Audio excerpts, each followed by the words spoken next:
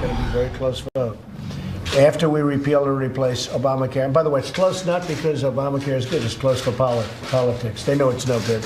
Everybody knows it's no good.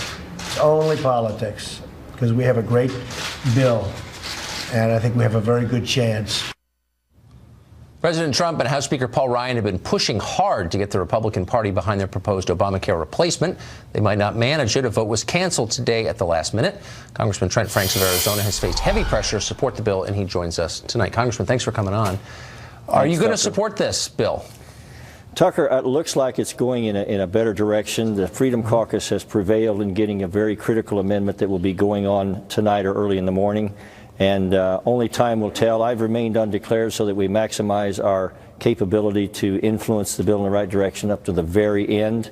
And so I have to leave it there. But I will tell you that I'm proud. I should say I'm just grateful for the Freedom Caucus and their willingness to go at it as long as they have. Some people call that acrimony, but really it's just creative tension, and it makes things happen sometimes. Right. And you wish it would be easier, but it isn't.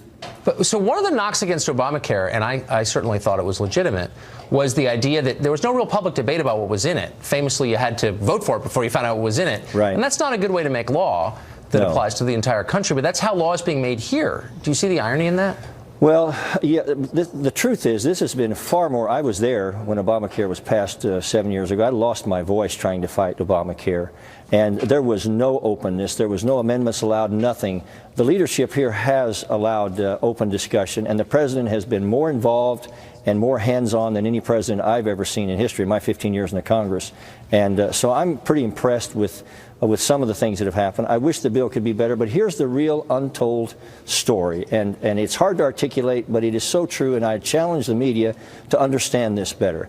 We're having to put this through the Byrd rule in the Senate for one reason, and that is that the Senate rules won't allow us to bring it to the floor, even bring it to the floor in the Senate under regular order. So therefore, we can't get the people involved in the debate, and we have no real leverage against Democrats that would keep I know, but and I understand that, and you're being blocked at every turn. But it does remind me of one of those dreams you have where you show up at school the day of the exam and you kind of forgot to study.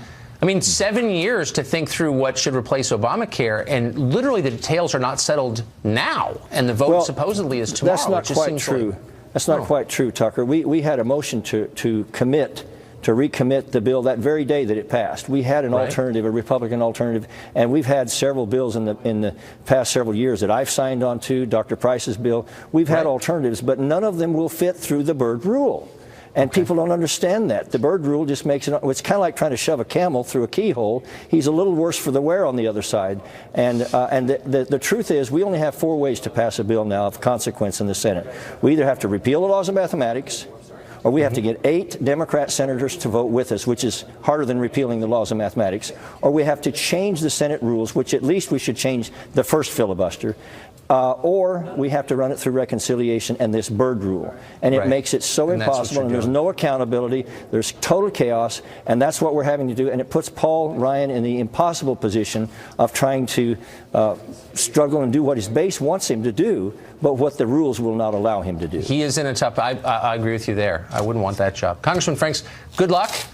Hey, thank you, Tucker. Thanks for all you do. Thank you very much.